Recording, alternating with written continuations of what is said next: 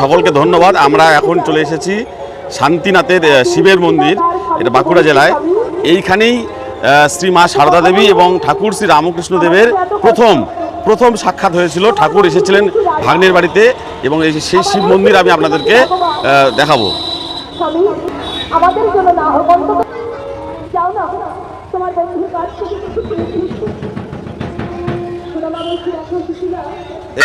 এই সেই মন্দির, এখানেই শ্রী মা সারদা দেবী এবং ঠাকুরের সাক্ষাৎ হয়েছিল প্রথম। জয় বাবা ভোলানাথ, জয় বাবা।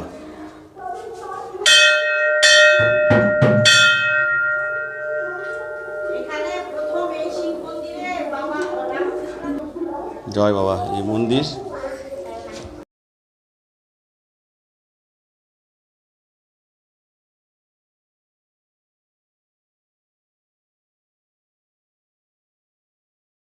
বাবা ভোলেনাথ,